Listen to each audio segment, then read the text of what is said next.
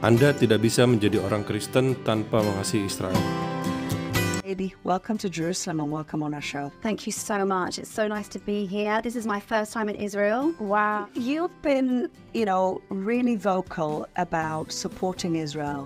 You have your own evangelical community in the UK. I wasn't even aware that there were so many evangelical communities in the UK. I lived there for a few years, and I was never kind of exposed to that. We know about our evangelical friends in the US. How is it being a reverend of an evangelical church and being pro-Israel? How do people react to your advocacy? Well, I think that the benefit that we have, my husband and I, he's also a reverend, kind of like this reverend couple. That's amazing. Yeah. We have our own congregation, first and foremost. So we run a church. We're the senior pastors of a congregation in North London. And they are extremely pro-Israel. We pray for Israel every single week. We pray for the IDF. We pray for victory over the success of Israel. We want for protection. Where does it come from to be this pro-Israel in your community?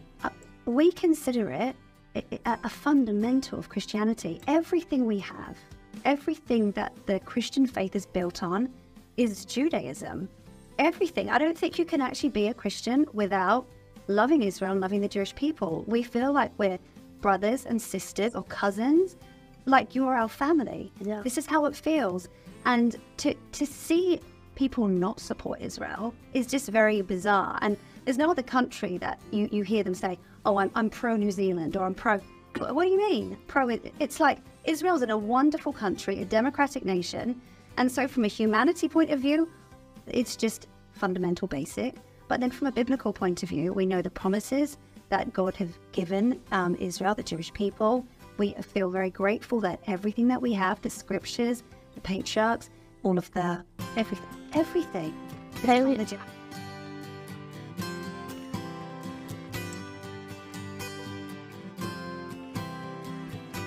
The biggest thing is that Christians do not know, and they are shocked when we lay it out and we take them on a journey for 1,600 years, from the first century, and then as it was getting worse, and just the forced conversions, the Crusades, but then even just, in the Second World War, most Christians don't realize that 70% of Nazi Germany was evangelical Christian. They were Lutheran. 30% were Catholic. So it's generally a Christian nation. And Christians don't realize that because, we like to think we love people, we love God, we want to do good, we stand for peace. And then when they understand that actually we have not only let the Jewish people down in terms of our support, we've also actively been part of it. Our spiritual heritage in that side of things is appalling. It's so awful. We often have people, when we give our message, getting on their knees and repenting and crying and saying, we never knew, this is terrible. I cannot believe we've done this to the Jewish people. Or our ancestors, our spiritual ancestors.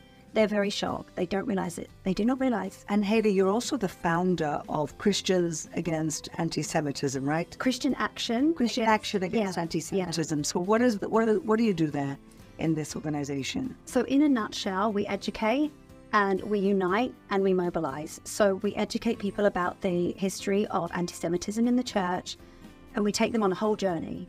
It's quite wonderful because when people's eyes open, they can see actually how much bias there is in the world against Israel, and really what a spiritual thing it is, because it doesn't make sense. It doesn't make sense how anti-Israel the media is, how much bias there is against Israel despite the numerous evidence. Even this latest atrocity, there is so much evidence. Hamas filmed themselves doing it.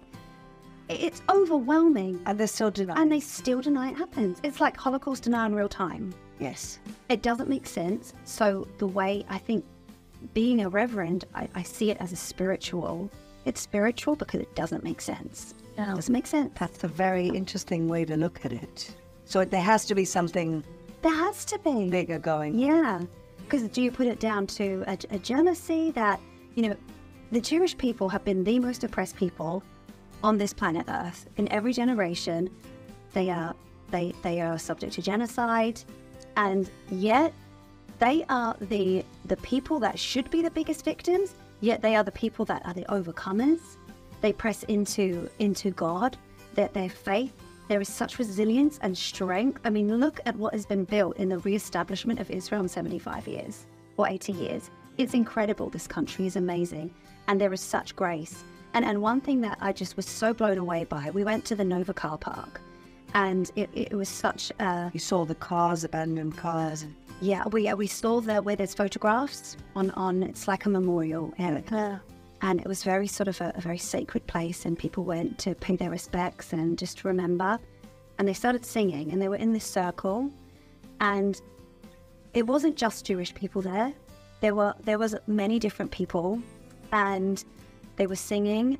And I was observing, because I didn't know if I could come in, because I have been heavy. I haven't slept properly since October the 7th. It's this heaviness and oppression and sadness and anger at the apathy and or even not the apathy, but the actual attack on the Jewish people and Israel. It's been so deeply painful to watch. Yeah, none of us have slept for 3 months. Yeah. I can't even believe it. But as they were singing, I just kind of like moseyed in, and they made space for me. And I watched them keep on doing that, and the circle got bigger and bigger. And I thought that is a representation of what Israel does. They make room for people. They share. They share their city. They share their traditions. They've shared their Torah with us, the Tanakh. It's so beautiful. So we should we should stand with you anyway, the Jewish people. But it just blew me away.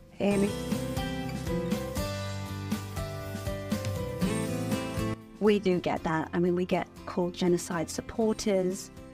The thing is no matter what people say, just because they shout it and they repeat it doesn't make it true. Of course. And just because lots of people are saying it doesn't mean anything. Right. It doesn't mean it's true. Just because they're shouting it and saying it does not make it true.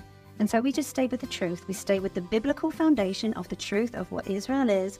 The Jewish people are a blessing to the nations, and they are punching well above their weight in terms of Nobel Peace Prizes, startup companies, what they've given to the world, we couldn't do without.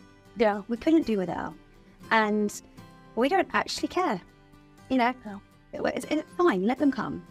But our stance is, your God is our God, your people are our people, and we stand with you. And if they come for the Jewish people, they have to go through us first, which is why I wear the Star of David, and why many in my husband and I both wear it, our children, our family, our church, and it's an act of solidarity that we don't just want to stand shoulder to shoulder, we want to stand in front of to say you have to pass through us. And this is what we want Christians all around the world to do. First of all, I'm so proud of my people. I'm so proud of my people for being morally clear in this, because it's easy to get tricked. Yeah.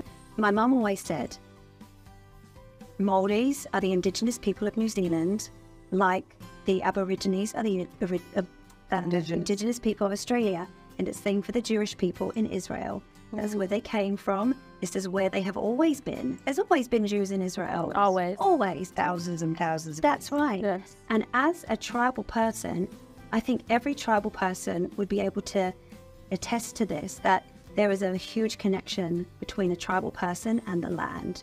Yes. Like you feel it.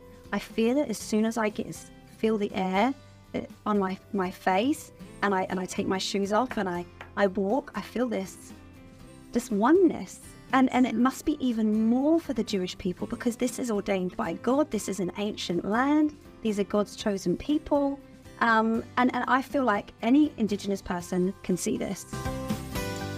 Bebaskan Sandra segera. Salam damai dari Fakta Israel.